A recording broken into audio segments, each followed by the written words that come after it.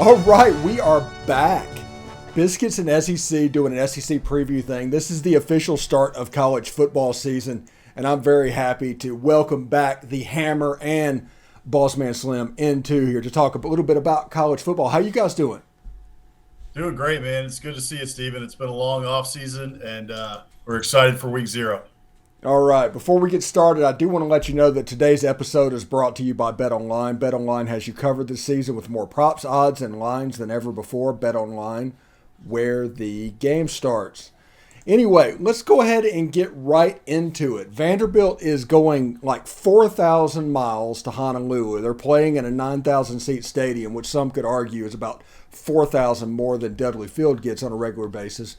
But this is an interesting game because Vanderbilt is a road favorite, road 6.5 point favorite in this game. I don't know what to think about that. Hawaii must be absolutely terrible. Yeah, I'll start it off, and then we'll let Hammer go. But yeah, I think you're right. And I was reading up a little bit on this game because I don't know a ton about what's going on out there with the Rainbow Warriors in Hawaii. I know they got a new coach. They got Timmy Chang out there who passed for 1,000,000 yards when he was at Hawaii and had a great career while he was there. So that should be interesting. Their offense should be high flying, but I also know that they're pretty depleted. I think they only returned 6 starters from last year's team. They have had a little success in beating non-conference opponents at home, but this week I don't think that's going to be the case. I know Mike Wright is going to be the starter now at Vanderbilt. He was announced by Clark Lee a few weeks ago that he's going to be taking the reins out there in Nashville. And I like him. I think that a lot of the national pundits like him as well. I think he's going to be a solid fit for what they want to do. And I think he's a good building block to keep building this Vanderbilt program. And at the end of the day, this is an SEC team. While they're probably going to be last in the SEC, as most pundits have picked them, I think that they're going to go to Hawaii and show them who's boss. Start the SEC champ early this year in week zero. Yeah, I totally agree. So, when it comes to Hawaii, as Alex mentioned, they got a new coach. That's because Todd Graham, previously of Pittsburgh and Arizona State fame, basically had a mutiny on his hands, I believe, at the end of last season. Tons of players left the program in the transfer portal. Apparently just a really bad situation. So, yeah, they went to the hometown hero. I don't know really what to say about Hawaii other than I don't think they're a good football team. And Vanderbilt is also not a great football team, but should be much better than Hawaii. So outside of some fluke plays, maybe Chang has some tricks up his sleeve that he catches them off guard, not really knowing what he's going to do as a head coach. Maybe the time zone throws him off, although I know Vanderbilt's been there for like a week, so can't really use that excuse. If you're Vanderbilt, you have to win this game. I think Vanderbilt will be slightly improved overall this year. I don't think it's going to translate into a ton of wins, but this is one that they absolutely are capable of winning and winning handily. Yeah, if you look at the Commodores over the course of the season, you can look at their schedule and see that 3-1 is not outside the realm of possibility. And then they get a Wake Forest team. Even that Wake Forest team has major quarterback issues because of the Sam Hartman thing. Of course, then they have Alabama and Georgia and all those guys, and that's a different story. But this is a Vanderbilt team that could go potentially 3-9, 4-8, and be drastically improved over last year. I think you're right about that. Look, they were whatever it was 2-10. I think last year was their final record. But Clark Lee's talking a big game. He was at SEC Media Days talking about how we all know that Vanderbilt later is going to be the best team in the country and that's what they're building towards. Hey, we'll believe it when we see it. But I think Clark Lee's a good coach, and they've made a commitment to him, and they've also made a commitment to their facilities, which everyone knew that's what they actually had to get involved with. They actually had to make a commitment to their football program that they really wanted to compete in the SEC. So they've started to do that. Will it be enough? We'll see. Time will tell over the next few years. But I expect Vanderbilt to be improved, and I expect Clark Lee to continue to slowly build that thing up in Nashville. It's going to take time. So be patient, Vanderbilt fans, but also show up to the stadium. Show them some support. We're tired of seeing 37,000 viewers total or whatever it was in the stats that came out from last year.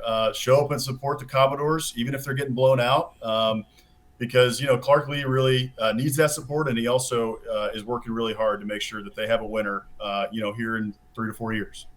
And you guys are in the Austin area, right? So I am. Hank actually moved in the offseason to Colorado. Okay. Yeah, I vacated Texas, so I'm out of state at the moment, out of SEC country right now. Okay. Well, my point, the reason I asked that question is I know that Austin just got a new MLS team, and it's about a 20,000 seat stadium. It's really nice. It's up by the Domain, and it's doing really well. Well, Nashville has something similar to that. And I almost think it would be better if, since the owner of Nashville SC is a Vanderbilt guy anyway, if they just moved over, because you see that on TV, that 20,000 stadium, they'd have a chance maybe to fill that up, and they could almost make that into something. And I don't understand why they just kind of poo-pooed that idea originally. Yeah, that's a really out-of-the-box idea, and I didn't know that they had a soccer stadium up there. I'm not up to date on the MLS goings on, but I think that's a great idea. I mean, look, when you're a program like Vanderbilt and the cards are stacked against you, you have to get creative. You have to come up with ways to generate excitement, to make it look, like you were saying, like make it look like we have a full stadium. And so even if it's not every game that they play there, I don't see any harm in playing a couple games there every year. And, I don't know, do a baseball style promo and throw out a bobblehead night or something at the MLS stadium. Because, you got to get some kind of excitement generated. And unfortunately, lately that hasn't been generated on the field. So be out of the box and think of something new and creative. I like that idea. Well, I think. Sorry, Stephen. I'll finish that off. I think that's exactly right. Vanderbilt needs to start thinking outside the box. I know Clark Lee has already done some of that. I'm forgetting the guy's name right now. I think it's Bart Simmons. They hired Bart Simmons. Who's a recruiting guy. He's been a recruiting guru for a long time, but he hasn't been inside of a program. And so they hired him to come in and try to, think outside the box in recruiting, bring in a different perspective. So I think Clark Lee's thinking down those lines. But, they also need to be thinking about, this Hawaii trip to me does nothing for Vanderbilt. They need to be, if they're going to play some out of conference games, they need to be, this was probably with the, last regime with Derek Mason. And then when they scheduled this, and I know scheduling happens 8 to 10 years out in a lot of ways, but, they need to be where their recruiting base is. Like if they need to play an out-of-conference game, they should be playing somebody in a conference below them, somewhere in their recruiting base in the Southeast. They need to get in front of people. They need to get in front of kids. So any way they can do that, any way they can think outside the box, in order to get Vanderbilt football back on the map. Look, James Franklin had these guys as a winner. It's not that long ago that James Franklin was winning in Nashville. It can be done. So Clark Lee, I think if anybody can do it, Clark Lee can do it. But he's got a long way to go. So we'll see what happens, but they got to keep thinking outside the box like we've talked about. Yeah, absolutely. Let's take a short break real quick and hear from BetOnline. It is the fastest and easiest way to check in on all your betting needs. Find all your favorite sports and events at the #1 source for odds, lines, and games. Find reviews and news of every league, including Major League Baseball, NFL, NBA, NHL, combat sports, esports, and even golf. BetOnline continues to be the top online resource for all of your sports wagering information, from live in-game betting, scores, and podcasts. They have you covered. Head to BetOnline today or use your mobile device to learn more about the action happening today. BetOnline, where the game starts. All right. Thanks for making the Locked On Ole Miss podcast your first listen every day. We are free and available wherever you get your podcast. We've been talking Vandy and Hawaii in the first segment. Now we're going to get a little bit more general.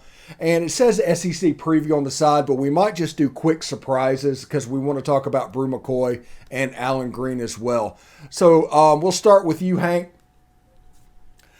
What are some surprises in the SEC that you're looking forward to? And also, potentially, is Jimbo going to name a quarterback anytime soon? Oh, man. I hope so. I think so. I really have no feel on that A&M quarterback situation. My gut is leaning Haynes King, but if I'm being honest, I've flip-flopped back and forth at various points during the offseason between Haynes King and Max Johnson. So honestly, at this point, anybody's guess is as good as mine. I think, I guess at the end of the day, A&M does – obviously they're starting out with Sam Houston. And they follow that up with App State, which is a strong group of 5 team, but I think a game that they should win, and even with poor quarterback play. So I wouldn't be too surprised at this point, since he hasn't named someone, to possibly see both guys, especially if someone comes out to a slow start. I think, he's got the depth there, hopefully, this year. So if, one guy comes out and he's not playing well, then throw the other guy in and see what they can do. Aside from A&M, though, in terms of other, surprises throughout the SEC, I know you've hit on this guy a lot at Ole Miss, but Zach Evans, I think, is poised for a really, really strong season. I watched quite a bit of his games at TCU when he was healthy last year, and he's just a machine. He will be, I think, one of the better backs in the SEC, especially in Lane Kiffin's offense, the way they'll use him. With whoever ends up winning the job at Ole Miss, they'll be inexperienced as well. So I think leaning on someone like that who can carry the load will be very big for Ole Miss. So that's kind of the first name I think that comes to mind that, I think most of the people that are tuning in are diehard college football fans, but maybe more casual people that just put the game on week 1 on Saturday. Will maybe not be familiar with Evans, but I expect him to have a very, very strong year for the Rebels. Okay. Yeah, so I'll touch on that A&M QB battle for a second. My gut tells me it's going to be Haynes King as well, and I think Jimbo, he just likes to wait. He's done this since he's been at A&M. He waits until the last second to name a quarterback. So that's what's going on again. I just think I've been telling people this during the offseason that I think Max Johnson's a great quarterback. Look, he beat A&M last year on a last-second touchdown. He played a hell of a game when A&M should have won that game. They had the better team last year, and Max Johnson, stood up in the pocket all night and won that game for LSU. So I think Max Johnson's a good quarterback. I just think that this goes back to me to 2012 when Kevin Sumlin was the coach at A&M. I see similarities in Jamil Showers and Johnny Manziel. I'm not saying that Haynes King is Johnny Manziel. We don't know yet. We have no idea, right? But I see similarities with the battle where Jamil Showers was kind of the safe bet. He had a lot of talent, but he was just generally thought to be the front runner and, was definitely going to win you 9, maybe 10 games. Johnny Manziel was the wild card. He had a much higher ceiling, but a much lower floor. Jamil Showers had a higher floor and a lower ceiling. So I think that's the same here. I think we're looking at Haynes King. I think that he's got the higher ceiling of the two. And if Haynes King hits, you could be talking about 10-2, 11-1 type of season. If Max Johnson hits, you may see 10-2, 11-1. But I think that that's the safe bet. And I think if I'm Jimbo sitting in that room, if I've got an athletic freak, as they say that Haynes King is, with those dual threat abilities, and if he can throw the ball like Jimbo says, I don't know why you don't go with Haynes King and give that kid the keys and see what you can do with it, especially when you're talking about these weapons that A&M now has on offense coming in. You have a lot of returning weapons with Aniyah Smith and now Devon Achane. And then you've also got some of these young guns like Evan Stewart, who everybody's talking about, the 5-star wide receiver that A&M got. So my gut tells me Haynes King, and I think that's who he'll eventually name. And then as far as surprises, I don't know if this is too much of a surprise. I really think that the SEC this year behind Alabama and Georgia is really just kind of a mix. It could be anybody that comes out of that. I know that sports media has been talking a lot about who's the third best team in the SEC. And a lot of people are saying A&M because you're just looking at the recruiting classes that Jimbo has stacked up and they've got the talent there. So they should be, probably the third best team just based on a roster standpoint. But who knows? They were 8-4 last year, right? Like they haven't broken through that ceiling. So behind Alabama and Georgia, I think it's really a crapshoot. I'm really, as I've been kind of looking through our previews, we're doing our previews over at biscuitsandSEC.com. We posted about 5 or so now, and we'll post the rest of them up until The games start really next week.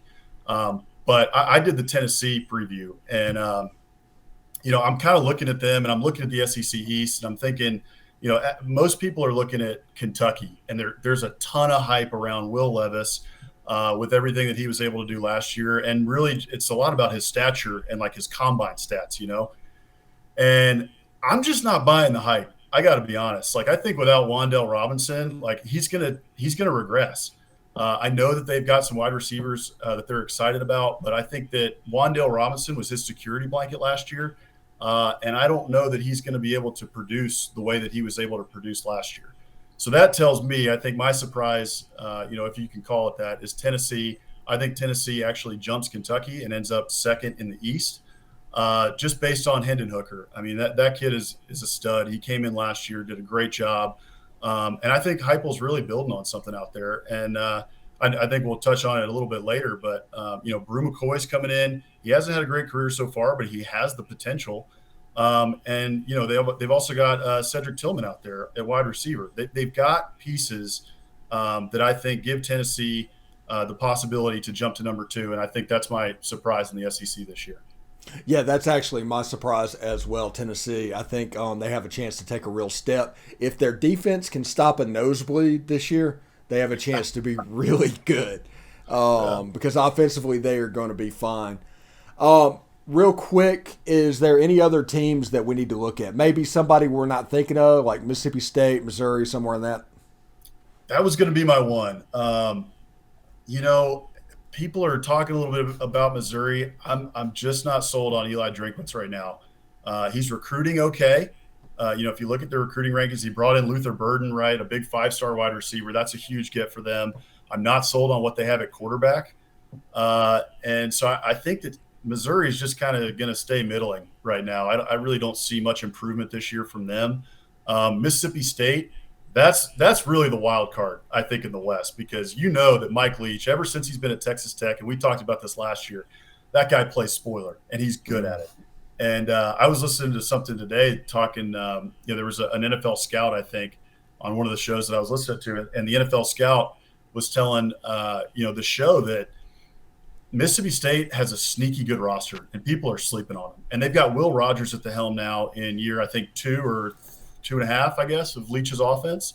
Yeah, so you're right. He's going into year 3, and he had half of that year when he first came in with Leach. So Will Rogers is dangerous. That kid's a good quarterback, and I think that they can beat anybody on any given Saturday this year. And so they could finish last in the SEC West, or I could see him as high up as like number 3.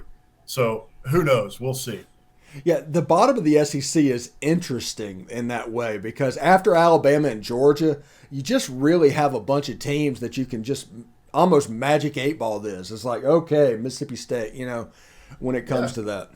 I'll let Hammer take this in a second, but South Carolina is the same way to me. They've got some talent. Beamer is building over there, but I have no idea because there's a bunch of other teams that are right there in the middle that are probably better than them. But, hey, South Carolina could take a step this year. Yeah, I totally agree. I don't have a ton to add, frankly, because I'm in the same boat as y'all. I don't know what's going to happen behind Alabama and Georgia on either side. I think – and I do think this is a even broader theme you can take outside of the SEC. The way the transfer portal has been working, the coaching carousel that went on last year, there is so much unknown across the country that, yeah, I could look at Mississippi State and say, all right, they got a good quarterback, a good coach, good defense. Like, sure, they could finish second. But then you go down their schedule, and it's like, man, a lot of these games are coin flips. Same for, A&M, Arkansas, Ole Miss. It's like if things click, they could finish second. If things don't click, then they could finish, 6th. I think Auburn is probably slated for last, but those 2 through 6 positions in the West is wide open. And then, same in the East. I don't know what Florida's going to do. I don't know what South Carolina's going to do. I'm not very high on Kentucky. I'm pretty high on Tennessee, but like you said, a lot of improvement needs to happen on defense. Maybe that doesn't show up just quite yet. So I really, I don't know what to expect. And frankly, that makes me even more excited for the season because, when you have unknowns and you have close games or games that should be close, it just creates more excitement throughout the year. Steven, before we move on, I got a question for you, and I may have missed this, but Okay. did Ole Miss name their starter yet, too? Because we're No. still thinking. Yeah, we're still thinking on that, right? Yeah, well, Lane Kiffin is not going to name a starter. Probably until the first snap of the game. But everything I've heard out of camp is it's going to be Jackson Dart. Got it. I have not heard one person say it's going to be Luke Altmaier. But if you hear Lane Kiffin talk about it, it's a complete quarterback competition, and we're going to take it all the way to the game. Sure. But I think it's going to be Jackson Dart. He has the rapport with Michael Trigg. There's so many transfers on that team, and there's so much talent on that team. I'm actually looking forward to the Troy game. Hey, before we move on, tell people, Alex, how they can read your stuff. Yeah, absolutely. So if you guys want to check us out, we're biscuitsandSEC.com. You can also find us on Twitter at Biscuits and SEC, and we're also on Instagram and Facebook at those handles as well. Yeah, it's a really good read. I think we're going to search it where they have a YouTube page. You'll be able to see this on there as well. I'm going to tell them how to do that after this show's over with. And every time we upload it, you can catch it at all of your different locations. We're going to try and expand the network that can watch this show. Real quick, we're going to take a short break. When we come back, we will be talking about the news of the week.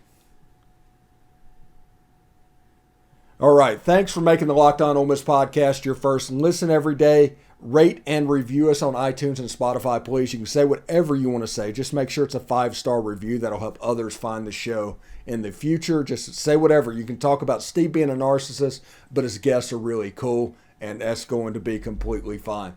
Just make sure it's a 5-star review. Anyway, the news of the day happened is Alan Green has essentially been forced out, which means the Auburn Boosters got their pound of flesh that they tried to get from Brian Harsin in January. Yeah, Hammer, take this one. You can start it.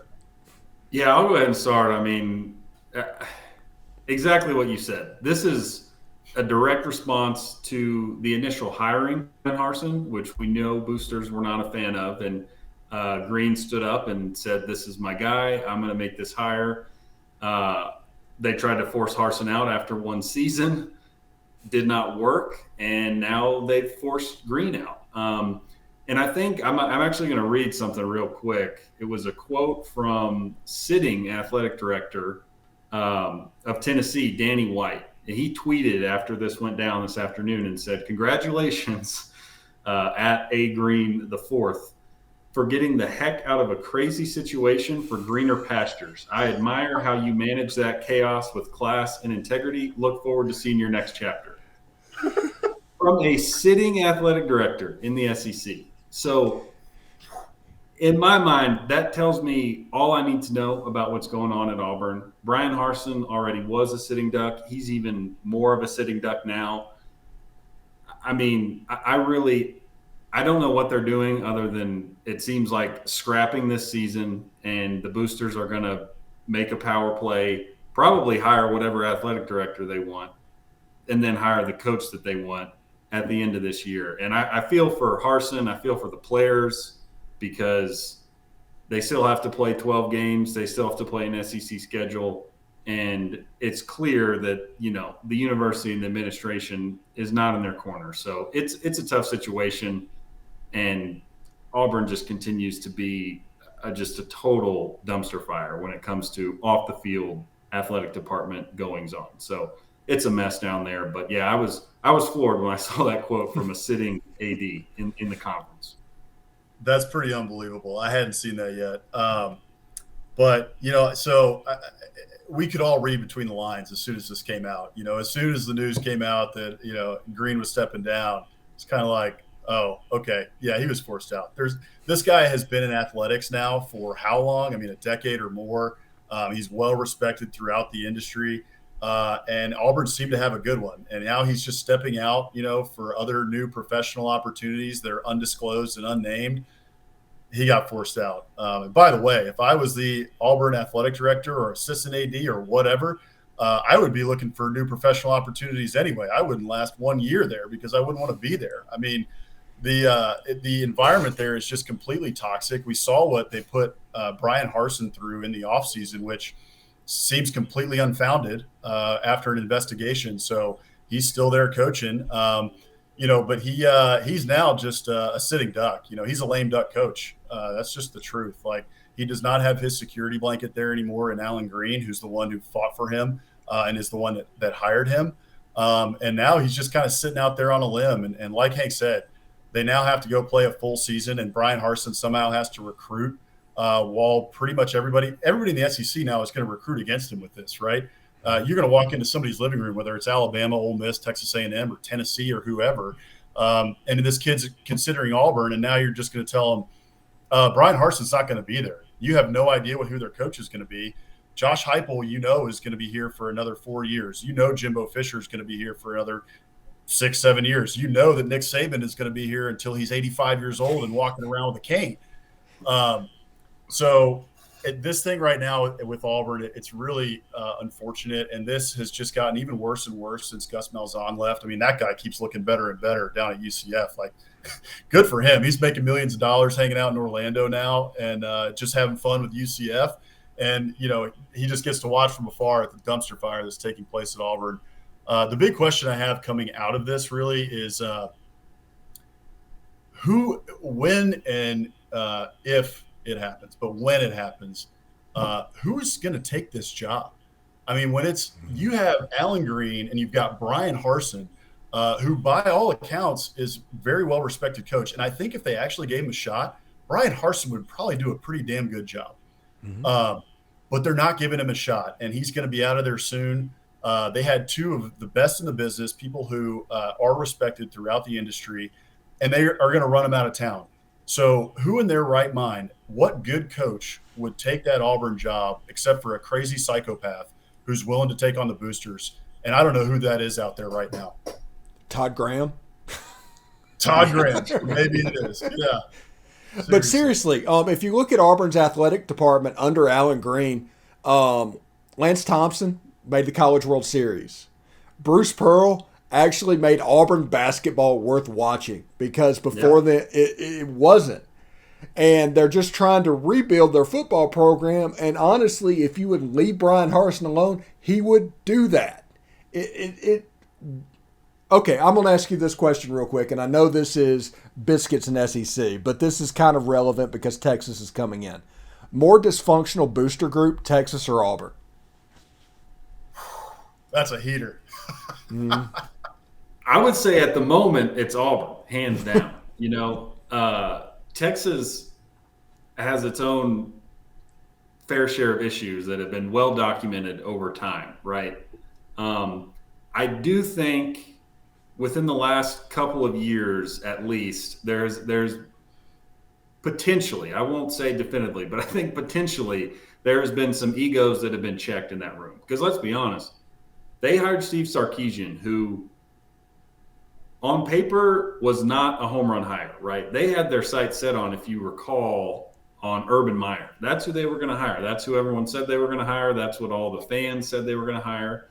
That didn't happen. There. Their athletic director, went for Sark, and he was a guy who had been incredibly successful at Alabama as an OC, had a little bit of time in the NFL, but his prior head coaching, had not been good. Partially, probably as due to off the field issues. So I would say, his head coaching prowess is to be determined. But I think as we sit currently, it is Auburn is in a much worse spot, with boosters meddling than Texas. I think if you maybe fast forward rewind back to 2012 when they were pushing Mac out, then I think Texas would take it. But at the moment, I don't think it gets worse than what Auburn has.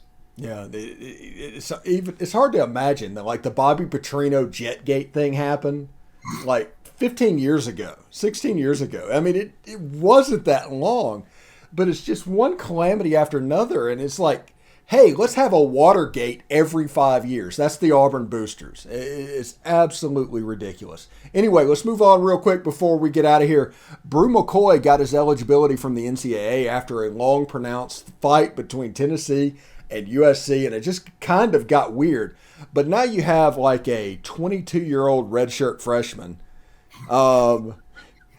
that is going to be good in that Josh Heupel offense. People don't remember. I think he was Bryce Young's wide receiver at Modern Day. Yeah, I mean, this is pretty pronounced with what's going on. But I think Brew McCoy could be a good wide receiver and a nice compliment for Cedric Tillman. Yeah, I tend to agree with you, Steven. I mean, there's a reason the kid was a 5-star. You know, those services don't miss very often. The kid has a lot of talent. I think that the issue that I see is all of the stuff that he has gone through up to this point to getting to Tennessee. If you look back at, some of these 5-stars who have gone through this, or 4-stars, right, who were highly touted coming out of high school, and they end up at their 3rd school or their 4th school, or, what have you.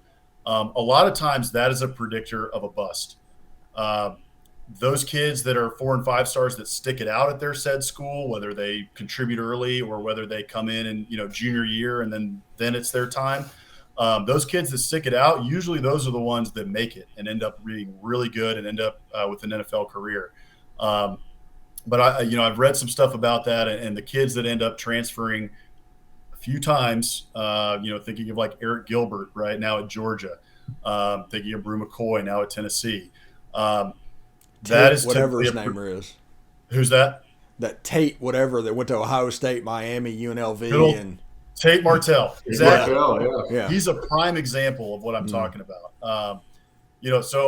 Look, they have Eric Gilbert has talent. Brew McCoy has a ton of talent. It's whether or not what's going on up here is going to translate to the field, and whether or not that they can get things in order behind the scenes, which it sounds like, based on what's coming out of Tennessee, that Brew has that. He's got some things going on behind the scenes, whether it's academics or other things. Heupel's been talking him up and saying that he has those things in order. So, look, I think Tennessee fans should be excited about it. The kid has talent. He's going to be a good piece in this offense. Is he going to be, this world beater like a possible Blitnikoff, winner? Remains to be seen. I would be very skeptical if it was. I think Cedric Tillman is going to still be the centerpiece of this passing attack. But I think he's going to be a nice piece, and I think he's going to be helpful to Hendon Hooker. And I think it does give them a slight step up in the SEC and in the SEC East, and why, I think that they are going to be a surprise team. And part of that's Brew McCoy. Yeah, they are Biscuits and SEC. This has been the Week 0 preview. Thank you very much, guys, for coming by and doing this, and we're going to be doing this all season. So I'm going to get with Hammer in just a second and tell him how to spread the word out a little bit. But I will let you guys go, and let's enjoy some football, because I think we've earned it, right, guys? Absolutely, 100%. Steven. Can't wait for it. Glad to be with you again. All right. Biscuits and SEC's Week 0 preview right here on the Locked On Ole Miss channel. We will see them every Saturday throughout the football season, and you can wake up every morning to these guys letting you know what is up. So anyway, take care, everybody, and we'll see you next week.